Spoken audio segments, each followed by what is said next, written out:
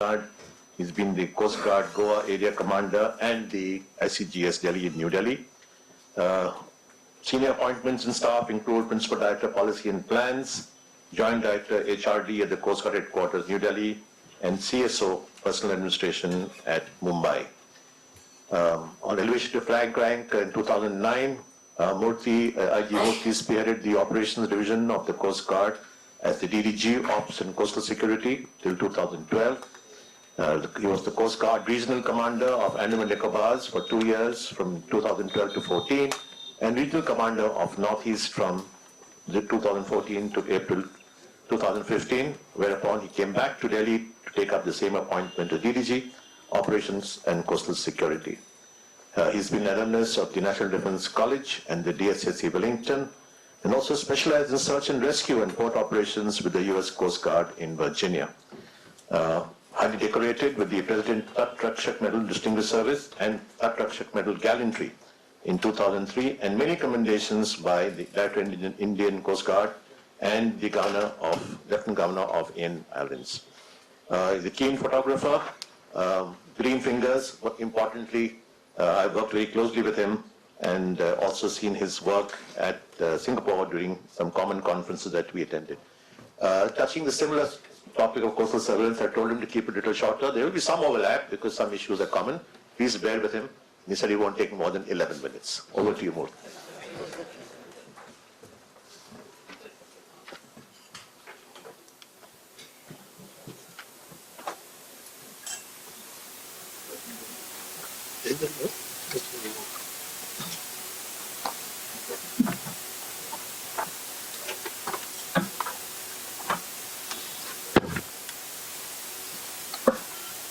Admiral Radhakrishnan, Admiral Chawla, distinguished guests, ladies and gentlemen, a very good morning to you all.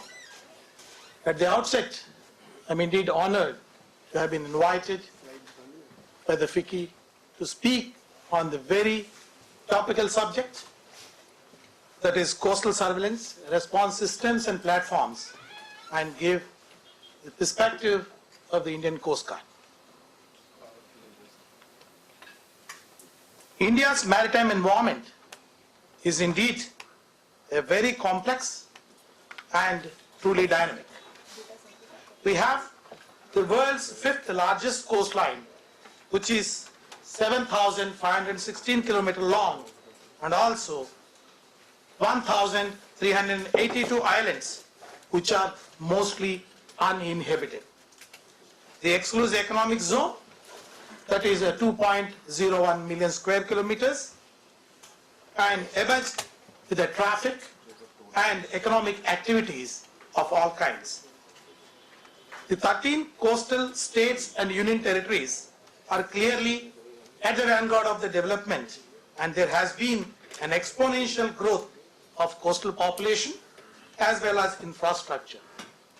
The coastline harbors large number of VAs and VPs, which includes the ports, industrial units, military installations, oil refineries, and even nuclear plants. Marine trade and the shipping is booming, with over 100,000 ships transiting close to our shores every year. The 12 major and 200 non-major ports in India have a central role to play in our economic growth, but also they are very vulnerable to a variety of threats. Moreover, commercial shipping activity also poses a major threat, as it provides access to the mainland. With the implementation of the 70,000 crore Sagarmala project, the strategic initiative of the Government of India to modernize Indian ports and development of coastline through coastal economic zone, new ports, fishing harbors, our vulnerability to threats would grow significantly, thereby requiring enhanced coastal surveillance. The Indian fishing industry is the third largest in the world in fisheries and the second largest in aquaculture. There are almost 2.5 lakh registered fishing boats operating close to our shores. Though they are very critical national assets which need protection, they also pose a live threat, as indeed witnessed in December 2008. Ladies and gentlemen, the coastal surveillance, therefore, is not just about having technology to defend valuable assets in and around the coast. Rather, the real challenge is the prevention of access to the hinterland by all types of anti-national nefarious elements utilizing shipping and fishing and small craft through the medium of coast. The Indian Coast Guard has been playing a significant role in the maritime domain with humanitarian tasks such as search and rescue and pollution response, and also maritime law enforcement. In addition, ICG is the authority responsible for coordinating of the coastal security in the territorial waters with a large number of central and state agencies. In order to effectively perform its duties under the coastal security paradigm, it is very critical that the response systems and the platforms being utilized for the coastal surveillance are the state-of-the-art, affordable, robust, and fairly maintenance-free. The response systems of ICG are driven by its operational philosophy.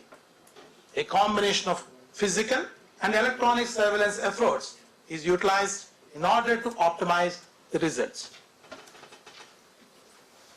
Physical surveillance is undertaken by deploying surface and air assets, whereas electronic surveillance is primarily undertaken by the Coastal Surveillance Network, that is called CSN.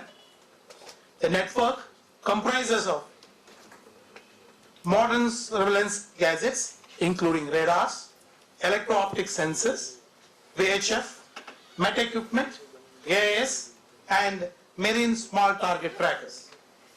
Apart from the surveillance, the strategy adopted by the Indian Coast Guard includes networking with the marine police and the hub and the spoke concept, and also developing fishermen as the eyes and the ears of the security agencies by sensitizing them during the community interaction programs. A combination of high endurance and high speed surface platforms is utilized for sustained deployment and rapid response. Undoubtedly, the force multipliers are the interceptor boats, which are quick reaction assets, in addition to the hovercraft, that is the ACVs as we call them, for the shallow water operations. In order to add more teeth to its prowess, the ICG is undergoing rapid modernization and is steadily augmenting its force level for effective surveillance and optimum coverage. The future acquisitions include induction of multi-mission maritime aircraft, that is MMA, and twin-engine helicopters for enhanced endurance and greater detection capability, in addition to the state-of-the-art surface platforms with modern sensors. It would be the prudent to mention that majority of equipment on board the surface and air platform are of foreign origin. Further, the Coastal Surveillance Network established by Mrs. Bell is equipped with the sensors and equipment from foreign OEMs. Why it is so is indeed a food for thought as far as Make in India campaign is concerned. The CSN equipment are expensive and their maintenance involves considerable dependence on the OEMs, thereby increase in the downtime of such national security project. I'm sure there is an ample scope within the Indian industry to develop robust systems and sensors, for example, solid state radars, nanotechnology, etc., which are cost effective, optimize the sensor performance, and the zero maintenance. Monitoring, control and surveillance of large fishing fleet is a gray area. The vessels of less than 20 meters length operating in maritime domain are not fitted with any tracking or identification system. Development of indigenous transponders for fishing boats and small crafts, which are affordable and tamper-proof, will go a long way in strengthening of our coastal security mechanism. Another area which is critical for coastal surveillance is the coast itself. Lack of continuous monitoring of numerous fish landing centers is a serious lacuna which needs to overcome using technology such as RFIDs and other electro-optic and biometric sensors. In the dynamic maritime security environment, deployment of unmanned surface craft and aerial vehicles can provide a promising solution for swift launch, effective surveillance for a prolonged duration and interdiction. If such unmanned platforms are developed indigenously, it would be a win-win situation for all stakeholders. In line with Digital India program, creation of digital data bank of all types of vessels plying in Indian waters is the need of the hour. This would enable quick processing, better assimilation, and quick retrieval of data, which in turn would optimize operational efficiency. Here, Indian companies can provide a viable solution. In addition, processing of overflooded raw data and subsequent corroboration with the data bank in a shortest possible time is paramount and needs a special focus. Ladies and gentlemen, to conclude, in the long run, a well-lit coastal security mechanism comprising of satellite-based surveillance system, chain of static sensors, tracking systems for small craft operating at sea, and surface and air platforms with high detection capability will provide a robust security system capable of neutralizing elements far away from the Indian coast. I would like to state that the future is now, and the now is the time to make in India. We in the Indian Coast Guard look up to the Indian industry to give us the added teeth in the form of state-of-the-art platforms, sensors, other surveillance equipment which are cost-effective and with zero maintenance. This would go a long way in keeping our coastal areas safe and secure. Thank you, gentlemen.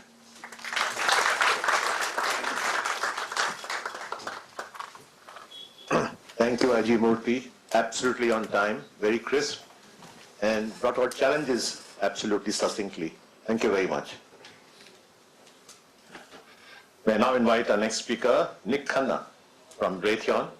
He's no stranger, he's already spoken at the conference earlier in the other hall. But for this audience, very briefly, may I introduce him as the Country Director for Raytheon's Business Development and Marketing Efforts in India. Before joining Raytheon, Cana was an Associate Vice President at the Cohen Group, advising defense and aerospace industry clients on strategic and tactical planning, business development, government relations and partnerships in India and Southeast Asia. He's also the co-chair of the American Chamber of Commerce in India, in India's Homeland Security Committee, and actively contributes to the US-India Business Council and AmCham Defense Committee efforts in this country. He's a graduate of James Madison University with a bachelor's degree in computer information systems. Both the earlier speakers having brought out the need for detection and clarity in identification. Next two speakers are both radar experts, and we look forward to some interesting presentations. Over to you, Nick. Thank you very much, Rear Admiral Radhakrishnan, for chairing this extremely vital session. I'd like to also recognize Vice Admiral Chawla, IG Murthy, other flag officers in the room, ladies and gentlemen. If I could just ask our friends from FICCI, please, if they would just slightly dim the lights so that the slides are a little bit more presentable to everybody. This audience well knows Raytheon, so I don't have to really introduce the company to you. 94 years, one of the global aerospace and defense leaders in the world. This is really what we do as a company, from command control, intelligence, electronic warfare, integrated air and missile defense, precision weapons, training and services, and cyber. We've been in India for the last 50 years, first with Raytheon Engineering, and then with Raytheon Aircraft Company in the 70s and 80s, and then as Raytheon Company with our air traffic control, and then other systems for the military for all three services for the last 25 years. The requirement for persistent maritime surveillance has never been greater. This is the call to action to Admiral Anil Chawla's first challenge. Why do we need coastal surveillance? Well, ladies and gentlemen, this was our call to action when we were nominated along with Bharat Electronics Limited to provide the C2 Athena software that connects the network of coastal surveillance sensors, optical and radar arrayed along the Indian coastline, that integrates the 51 nodes that Admiral Chawla talked about as a key element of the NC3I system at the IMAC. This was commissioned by the Raksha Mantri in October 2014. We're very proud to be a part of this system and to be a part of this capability that now sort of extends to phase 2. We're in constant negotiations along with our partner Bharat Electronics Limited and the Indian Navy to continue to add sensors. So again, I think if you look at the second challenge of how do we sort of grow that capability, we're talking with BEL and the Indian Navy today to make sure that we're continuing to add sensors and information feeds that the Navy and the Coast Guard really require. And that would currently support the 52 contributing surface radars and the 4 optical cameras, plus the multiple AIS data streams. So why do we need persistent maritime domain awareness? Rear Admiral Sanjay Singh, who is our end user and our customer on the NC3I system, talked about MDA yesterday. And he gave a very good explanation for what MDA really sort of encompasses. Broadly speaking, you want to maintain sovereignty over territorial waters and your exclusive economic zone. It's absolutely essential to monitor activities within these areas. You've got concerns. You've got safe navigation concerns, resource protection, illegal immigration, drug trafficking. And there really is no silver bullet. You need a wide array of vessel reporting systems, sort of on the right over there, in terms of the blocks. At some point, you will need to identify, investigate, classify, disseminate, and then take necessary action. And for that, you need these systems to be able to tell you what to do. It's also important to monitor what looks like a normal legal activity, because sometimes it's acting as a cover. The next few slides are going to actually dive into a little bit more of the resource protection side. So, back to Rear Admiral Sanjay Singh's point yesterday. What is MDA? Well, simply put, MDA is the collection, correlation, and the dissemination of intelligence and information that is weaved together to create a comprehensive common operating picture. In essence, this is what our Athena Maritime Domain Awareness, Coastal Security, and Decision Support System at the IMAC does. That's exactly what we and BEL are providing to the Navy and the Coast Guard today. The purpose is to use your C2 assets to generate actionable intelligence. Central to the concept is information sharing. You want to be able to share this information to the people who need it the most. So the two concepts, information and intelligence, combine in the common operating picture to create a substantive, layered presentation of the maritime environment to achieve maximum situational awareness.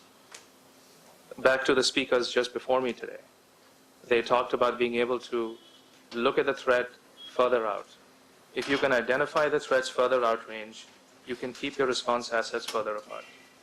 That will allow you to spend more time to make that intercept, and which sometimes corresponds to requiring less patrol vessels. You're using your resources more efficiently. So our Raytheon Canada division has developed two key sensors to provide persistent surveillance of both cooperative and non-cooperative vessels. The first one, which I'll talk about, is our third generation high-frequency surface wave radar. The second one that we have briefed to the Navy and to ONGC for the last 4 or 5 years is our Marine Small Target Tracker, the MSTT system. I'm not going to get into that today. I'm going to focus on the HFSR. The HFSWR really monitors vessel traffic throughout the 200 nautical mile EEZ. The MSTT provides the small vessel detection in the territorial waters. I think it really sort of begins to address the fisheries management challenge. Together, both systems, in conjunction with microwave radar, provide a complete maritime picture. They both provide high confidence tracks in standard message formats and can integrate easily with all command and control and the decision support system. So it's seamlessly able to integrate with our CS and DSS system. This essentially shows you the different sensors that you've got available to you.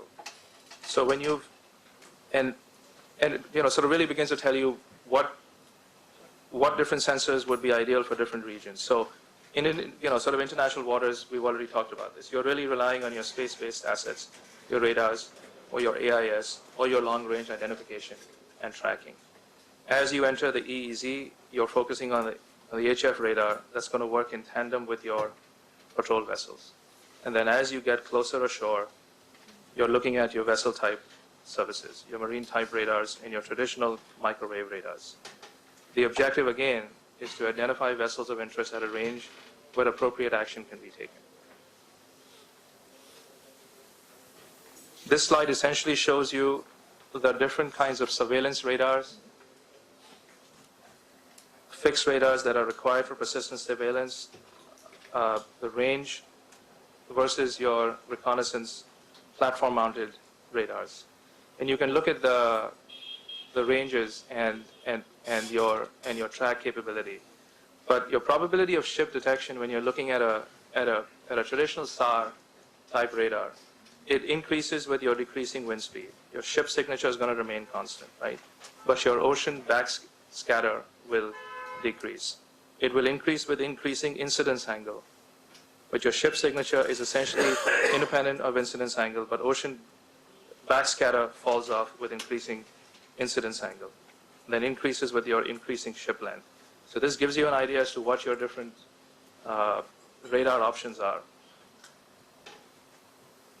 And then this essentially shows you your typical coastal microwave radar versus a high-frequency surface wave radar. Now look at the target ranges in terms of nautical miles. As you get out to that 200 nautical mile range, and you're looking at a fast boat, for instance, you're looking at tracking something at that level, you really got to go down low. You've got to go down low to that low frequency then to be able to track that guy. Track that guy who's moving extremely quickly. So HFSWR was our response after 20 years of working with the Canadian Navy and the Canadian government. It was the foundation of a maritime domain awareness system, provides continuous, persistent surveillance of surface vessels throughout the nation's 200 nautical miles EEZ. It's a 100% Canadian system. It's completely releasable and exportable to India. We briefed it when we were first awarded the contract back in 2011.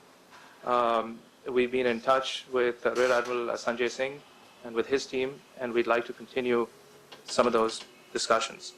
Essentially, our third gen HFS-WR is a monostatic pulse Doppler radar.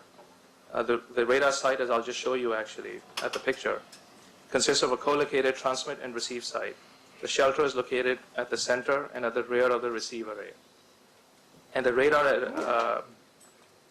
electronics are based on a software radar design concept and utilizes direct conversion receiver exciter technology that eliminates much of the analog hardware associated with traditional radar. Very low footprint. This is the timeline of our collaborative work. Canada started investigating the use of HSWR for persistent surveillance more than 20 years ago. We provided 2 of our SWR 503 systems from 2003 to 2007. Canada's Defense Research Development Organization, aptly called DRDC, then did a comprehensive analysis, just like DRDO does here, along with their integrated defense staff at their MOD. And in 2011, we were awarded the contract from the Canadian MOD and the Canadian Navy to develop the persistent surveillance for the exclusive economic zone PDP contract to develop a third-generation HFSWR for the Canadian government. We've also, since 2007, sold it to 2 countries, one to Sri Lanka and one to Romania. And the Romanian system actually provides full coverage of the Black Sea today. So this is what I was mentioning in terms of our site in Halifax, in Canada, the transmit antenna there. You're seeing the equipment shelter, which is at the center and the rear, and the receive array. So the design highlights. When I got invited to speak about this, I was asked to at least say a few words of what makes this system absolutely unique, and why should India be seriously looking at this kind of technology. Well, it's a simple, fully updated 2-rack system with software-defined radios. It's got a direct conversion receiver exciter technology. I just mentioned the software-based radar approach. There's a lot of COTS products here, commercially off the shelf available. The computer operating system is the latest generation Linux system, the custom transmitter. This is where it gets really interesting. On the transmitter technology, it's an ultra-linear HF power amplifier, which is specifically designed by Raytheon Canada and one of the fathers of the HFSWR technology. He's a British Royal Navy veteran who's been with our company for the last 35 years now. That really provides the HF power amplifier provides the pulse Doppler radar operation. This design results in very low spectral side lobe levels and consequently minimal spectral leakage that otherwise would have resulted in adjacent channel interface. It's unique because of its cognitive sense and adapt to the environment availability. That's where this system really sets itself apart. It uses a variety of techniques for improving the track accuracy, track repair, and the false track elimination. I wanted to show you some official numbers from the Canadian Navy here. They've allowed us to show you these. If you look at the small vessel, the medium vessel, if you go to sea state 5 and 6, in the middle of the page there, just have a look at some of those ranges. Those ranges, 300 and 220 plus, in sea state 5 are approximately double those achieved with our first and second generation HFSWR. That's how far we are able to see with our new third generation HFSWR. These are official numbers from the Canadian Navy. Large vessel 370, sea state 04, sea state 5 and 6, 370 to 260 at night.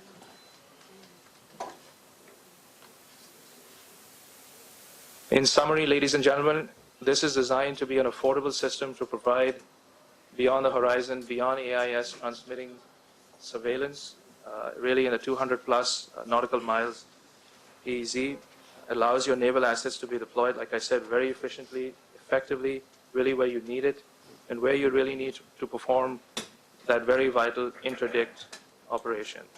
Very low maintenance, completely unmanned operation from your remote locations. It would feed right into our Athena system at the IMAC. We would be able to do the integration very seamlessly. And it would feed into all the other feeds, like I said, which we've already developed along with BEL for the NC3I system. Thank you.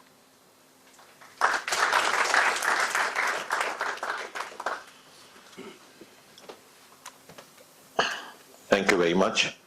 Our next speaker is Ben Agam. He's a radar systems engineer, having done his BSc from Ben Gurion University in 1976.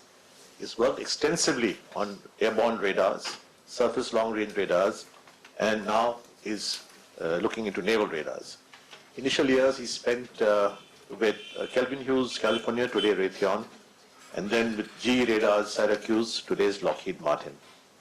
Interesting engineering tasks included signal processing integration, full radar system integration, specification radar testing of all stages, and for installation and checkout of radar systems. Current job is marketing manager of naval radars to many customers around the world, and he was also responsible for LTA's proposal for the SSR to the Indian Navy via Mahindra, and is responsible for this Charlie Delta Band radar for the Indian Navy via L&T. Importantly, he is an Air Force veteran and has refused to do anything but give his life for radar and radar systems, very passionately involved, and we look forward to an interesting presentation from you. Over to you, Ben.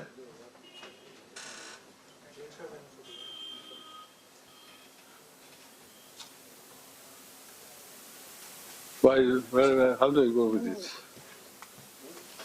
Okay.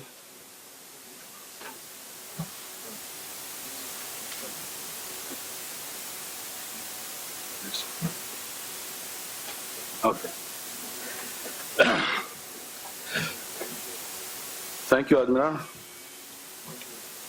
I will speak very shortly on the operational challenge of I'm not calling it coastal surveillance, but it's a surveillance of the exclusive economic zone. It's much more than coastal. Then I will talk much longer on the technical challenges, and I will be a little bit very technical. And I finish very shortly about how we propose to solve the problem.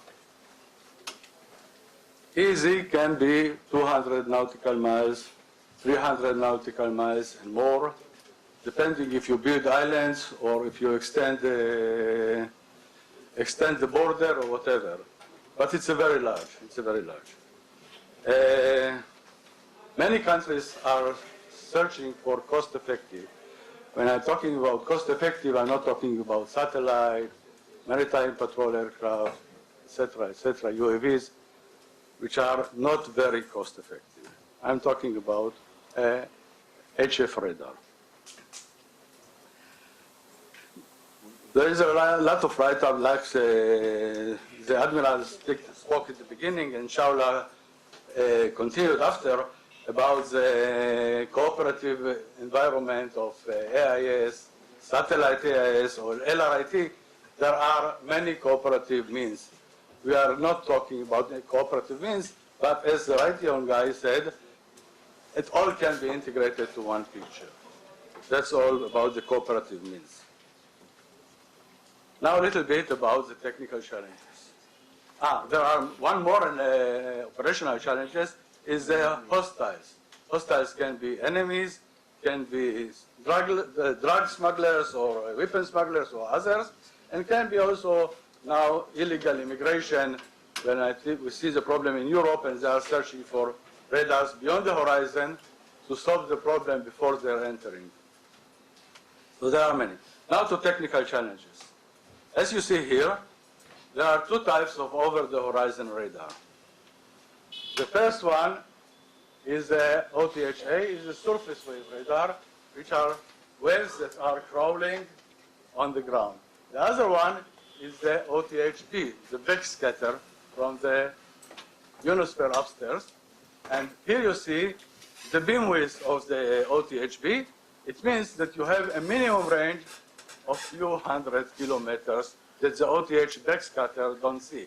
If you go to Australia, this range is about 500 kilometers, which the OTHP don't see. So we understand the terms why OTHP is not sufficient.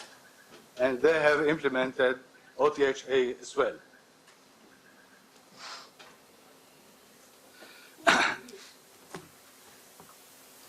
Now, there are two types of targets for the OTH radars. There is the surface vessels and the aircraft. And thus there is a big difference between the two, because if you want to detect the surface vessel, you will go to 3 megahertz. And if you want to detect aircraft, you will go to 20 megahertz. So these are basics to HF theory. And Raytheon, indeed, are working more than 20 years, and you will see lots of charts that I will use during technical are from either Raytheon or from Canada D&D. So the range of the HF signal is between 3 to 30, and they are acting totally differently. Totally different, and we'll see the chart in the next one. The surface wave must be vertical or polarized, and otherwise it will not propagate along the sea. And all the write-up you can read, but they are very different from day and night, and we will explain it on all. Challenges. Now we start with it. So up to here, where are the basics? First challenge is the HF noise.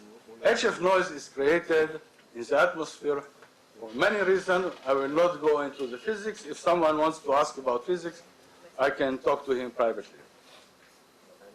There are many physical theories around the HF noise and its creation and how you handle it. But there are many types of noises.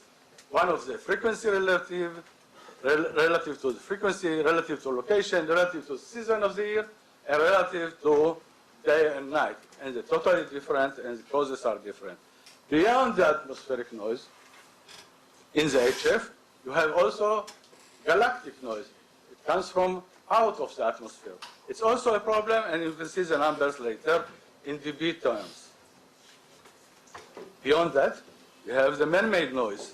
Man-made noise are also severe, and there are different noises which we'll describe. For example, man-made noise, you can see here in different frequencies how it behaves. The city noise, residential, rural, and quiet rural. On top of those, you have the galactic noise here. So you see, in dB terms, how much it influences per frequency, and it's a big numbers. Only this residential or man-made noise. This is atmospheric noise.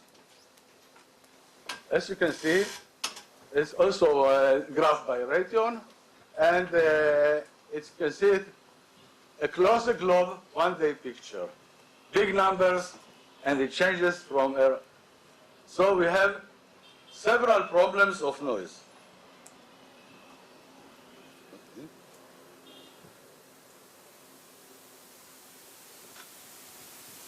What is this?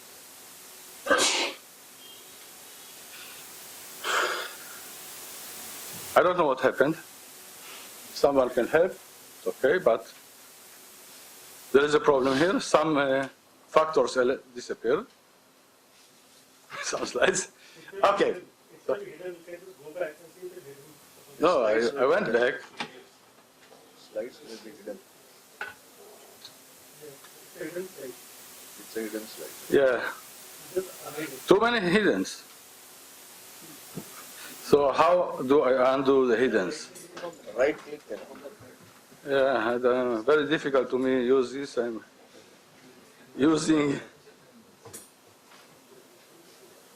Which slide? this one, unhide 8, Then 8, 8, 14, unhide, 16, unhide.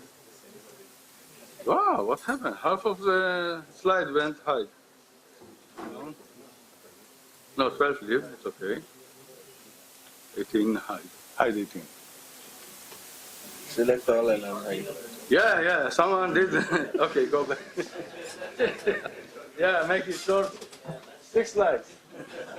Yeah, make it simple, actually. Okay. So, now we go back. I think that was your last shot, right? Yeah, this Yes. is the last. This is a blank slide. Blank slide. I put blank slide. Okay. Next problem in the HF is a sea clutter. Sea clutter is something that you cannot avoid. It comes from the waves. And here comes the terms of berg lines, which are caused by the waves, and there are two. There are the receding and the advancing, and you have it as a plus Doppler and the minus Doppler. We are looking at Doppler domain, and these are the waves that are receding or advancing. This clutter in the middle is all the waves that are running like this, cross wave. And why this is important, the break lines? Because their Doppler is coming from the wavelength. So for some kinds of frequencies, you can see that the break lines are overlapping on the target. So you have to change the frequency in order to uncover the targets that are here. How do you do that? By using several frequencies. So this one problem. The next problem is ionospheric clutter. This one is the biggest problem in HF radars. Biggest problem. What you see here on the left, this is a range Doppler map around Canada. It's a very normal Doppler map. You can see here the break lines, they are here, and you see the clutter is around 300 miles. So it's a normal condition that you can detect targets up to this range without clutter influence. But there are days like this, and there are many, which the clutter is very, very strong. How you remove the clutter? That's the problem of every HF radar, because the numbers are big in dB. I will not go inside to speak about the numbers, but ionospheric clutter is the biggest problem, and you have to solve the problem, in other you won't see nothing. And in Canada, they have detected many days that didn't see nothing, even today. That was in Canada area. This is in South China Sea area, which is much worse than Canada area. You see the problem. That is the problem of every HF radar. Another issue is the target RCS. Raytheon showed 1 minute ago, or a few minutes ago, the detection ranges of surface vessels, or surface targets. In RCS of HF, there is a big difference between RCS of HF and others. Very big difference. This is an empiric formula to detect what is the RCS called sigma in other term in the HF frequencies. This is a change of aircraft, and I didn't show how it changed for a ship, but there is a slide that is hidden that shows you that the main response from a target is from the vertical metallic pole. If there is no vertical metallic pole, response will be very, very poor. And I deliberately looked about the picture that Mr. Cana showed, and I saw that all the ships had vertical metallic poles. So just for you to know, the numbers are relative to the pole, not to the ship, not to its size, not to nothing, just the pole, only. Now I go to what ELTA is proposing, which is unique, no such solution like this in the world. As I talked about, the main problem, main obstacle in the HF radars is the clutter. There are others, all the HF noise, RCS, all the others I talked about, but this is the main. How you mitigate it? This is the issue. Well, we have decided to approach the HF radar, and we are much younger in HF radars than Raytheon and Thales and the Australian. We are much younger, but we have decided to approach the HF radar as a phased array radar. We approach it as a phased array. What the phased array radar does, when it comes to an interference, and the clutter is interference, we put a null on this, like a jamming. It's a jammer. So you put a null. You put a null on this jammer, put a null on this jammer, And that's what phaser array radars do. You can handle 100 jammers, 200 jammers, how much you want. Different frequencies, different this, different that. That's what we have done. So that's what we call adaptive array processing. This one. This is adaptive array processing. We adapt to the environment. That's how we adapt it. The other algorithms and software that everyone can do depends how much money you invest in this software algorithms development. On top of this decision to go to adaptive array processing, we also went to circular array. Why in circular array? We can shift the beams or the nulls as much as we want to every direction. Noise is coming or clutter is coming from all directions around you. So you have to shift the nulls accordingly. So these are the 2 or 3 things that we have done. And the radar is working now, first radar. We didn't sell its radar, but it's working already in one center out the road, one site. The radar is fully digital, simple architecture, low cost, very low complexity, because we have a direct digital aspect, just like Raytheon did now. And all that, but it will not be zero maintenance. Sorry. Okay? It will not be zero maintenance. There is no such animal up to today. So this is a block diagram of the radar. The size of circle, or the number of number of receivers depends on the range you want to receive. 200 miles, 300 miles, 400 miles, depends. Everything depends. Receiver is very simple, very, very simple. And transmitters are also almost commonly available in the market. I will not say that the radar is commercial off the shelf, but there are parts in it that are commercial. Very simple array, very simple technology, and you can easily correlate the radar output with any cooperative mean. These are the ranges that's not tested yet, but these are the calculated ranges of the radar. So you can see we are not talking about small ship, we are talking about large commercial, and we are talking about low-flying aircraft. Fishing boat, depending if it has a vertical pole. If it has vertical pole, you will detect it at 120 nautical mile at the night or 185 nautical mile at the day.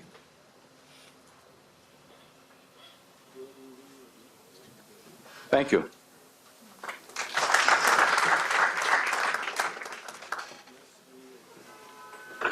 Thank you very much, Ben. You really kept to your time. I know we are closing to lunch, but trying to cater for the spillover for the last session. We have a last speaker, Commander K.S. Nathan, retired from the Indian Navy in 2002. He's presently the Vice President and Head Defense Shipbuilding Business at L&T. During his career in the Navy, he held various important assignments, including the LO of Qatar and Gomti, and the Submarine Design Group and Directorate of Weapon Equipment and Naval Headquarters. He holds a bachelor's degree, honors degree in engineering and electrical and electronics from REC Trichy, and he's done his post-graduation in nuclear technology from PARC. Over to you, Nathan.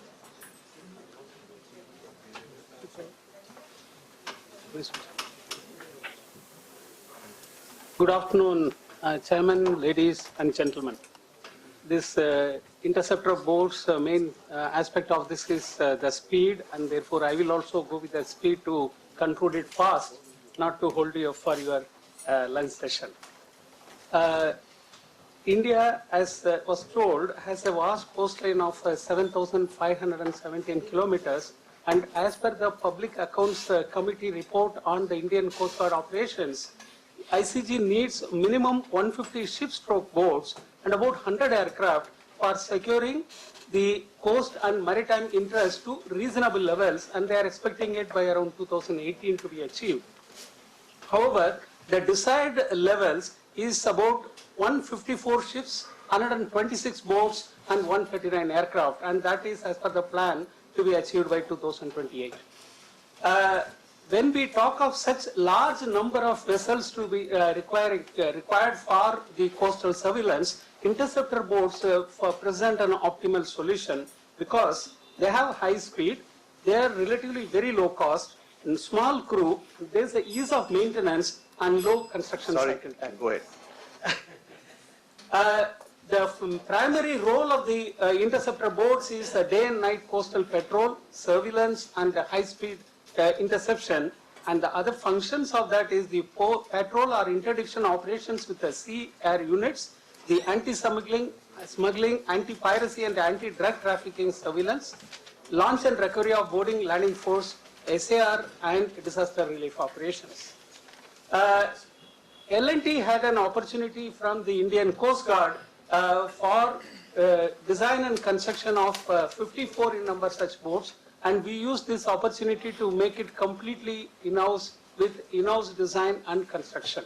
Already 28 boats have been delivered so far, and they form almost 1/4 of the number of vessels with the Coast Guard now. By the time the 54 boats are delivered, they will form almost 1/3 of the number of vessels held by Coast Guard. The cardinal parameters are like this. The length is around 27.8 meters, beam is about 6.6 meters, and the draft is as low as 1.4 meters, around 100 tons displacement. It has a maximum speed of 45 knots, and a cruising speed of 20 knots. Endurance is 500 nautical miles. Now, if you really look at the various technical and operational requirements of an interceptor boat, from the hull point of view, the hull form should be for a quick takeoff speed, and we have an optimized planing hull with takeoff speed of at 30 knots. The lightweight is very important for the interceptor boats. Therefore, we have used marine grade aluminum, and the equipment have also been chosen of compact and lightweight. The speeds, as I said, is in excess of 45. Stable operations in high sea state is very important, and we have designed it for excellent sea keeping. It can operate up to sea state 3 and survive up to sea state 6. Maneuverability is achieved through the water jet steering buckets, and that offers excellent maneuverability. The shallow water operations, maximum draft required is only 1.3 to 1.4 meters. I am tempted to show this video at least for a few seconds to you, just to see the beauty of this sea keeping and maneuvering.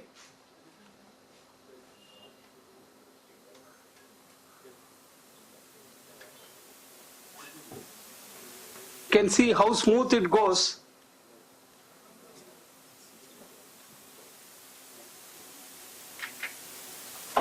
And she is performing at her maximum speed.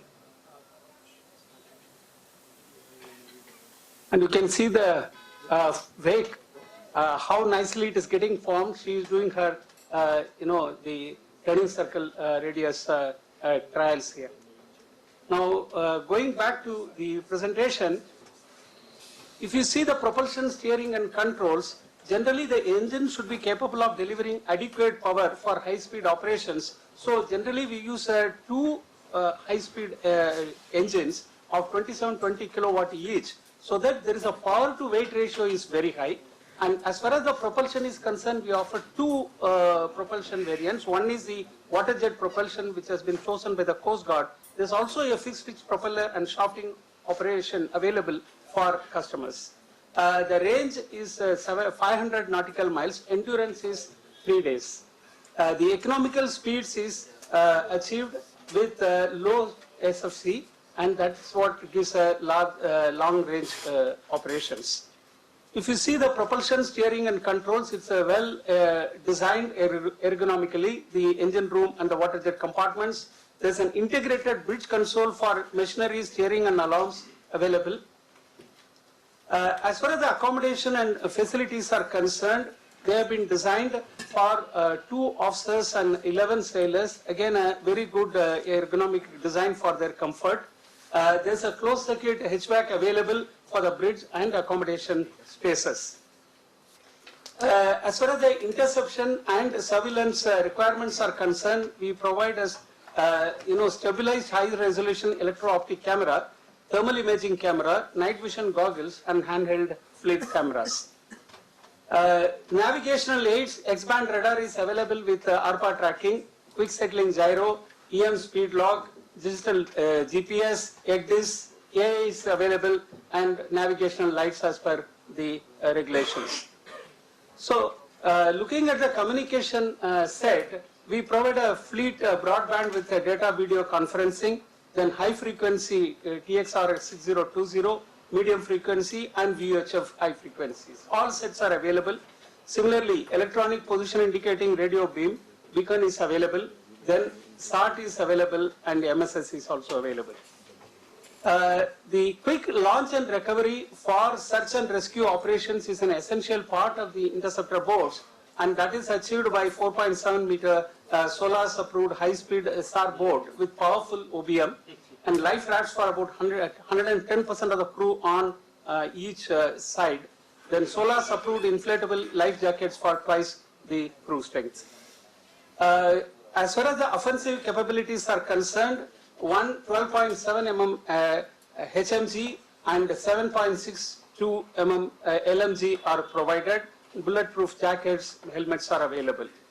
If you see, the entire board has been designed in-house using 3D modeling PLM solutions, which ensures interference analysis, shipping in routes, sequencing, accessibility checks and virtual walkthrough. All these are done before she comes for production so that the production goes smoothly. As of now, our production cycle time is about 9 months, which is comparable to the global standards for this boat. And the compartment layouts are absolutely optimal. That is again achieved through virtual walkthrough and adjustment right at the 3D modeling stage into this. So overall, here is a product which is completely indigenously made. It exemplifies the next step to the Make in India, that is the serving the world. Make in India and serve the world. This is a very good product for that. I must place on record my sincere thanks to Coast Guard for providing us the encouragement and the opportunity to make this product like this. Currently, we are designing and producing offshore patrol vessels for them on similar lines like Make in India. I'm sure next time when we meet you, we'll probably present that to you. Thank you very much.